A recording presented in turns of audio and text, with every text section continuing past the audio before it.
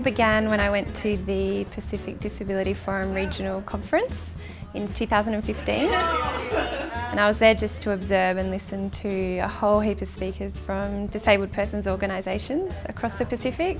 They all were saying there's a big gap in the development of the women within these organisations, and often so that sort of planted the seed in thinking about how the Australian Volunteers program could help.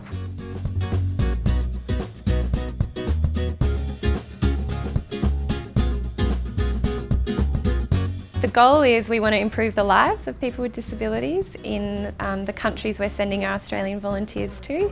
So this specific pilot is looking at improving the leadership skills in the disabled persons organisations where the team are going to be based, and they run lots of different programs. But also to hopefully develop an inclusive model that could feed into international volunteering programs. Really to enable more people with disabilities to participate and benefit from development work. I'm immensely excited about going to Fiji. I'm also really nervous. I haven't been to many developing countries on my own, but I know it's going to be a great experience and I'm going to learn a lot of new things. I like to feel like I'm in the country that I'm in, so experiencing the food, meeting the locals. I feel that I'll be able to grow and learn and, you know, just experience something that's out of my comfort zone. To get more insight into how other people with disability live everyday life without the opportunity that we have here. I hope to become a stronger team player, and, you know, it'll be good for my own personal development.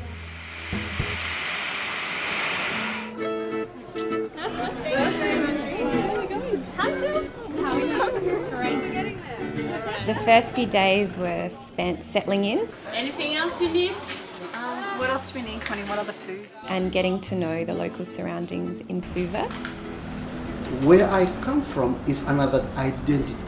And when we say where we come from... Learning about Fijian culture and language and what it's like to have a disability and live in the Fijian culture.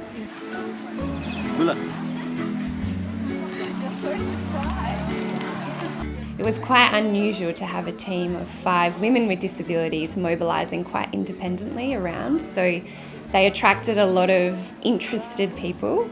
Like, I got a really nice greeting. It's just hard when you're holding your cane and they want to shake your hand. People such as taxi drivers and accommodation staff, shopkeepers were so alarmed and surprised, and then so welcoming, and you could see how their mindset was changing from their interactions with the team.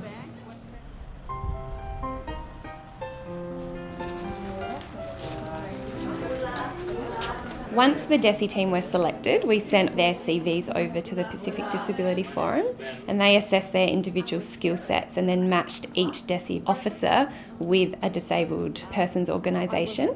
The skills that they will be able to share to build the capacity of our members in Fiji, we are really excited. And having met the team so far, I think we have a great team. So Anna, how do you find members? For me, it was putting the talk into action. You say it, you talk about it, but you never really know what it means until you go to practice it.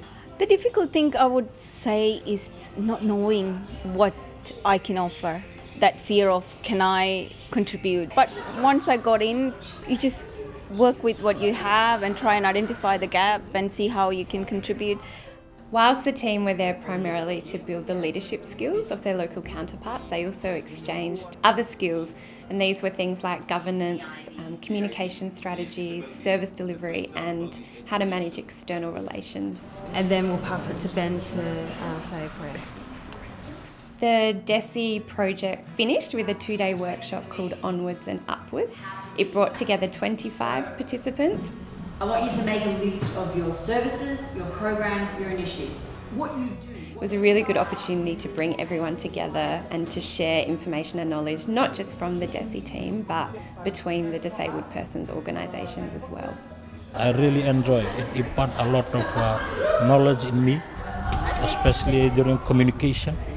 It gave me boldness, and they also taught me how to communicate with all superior. When you chat with someone in a similar experiences or gone through situations, you get to see what is possible and what things are out there that you don't know.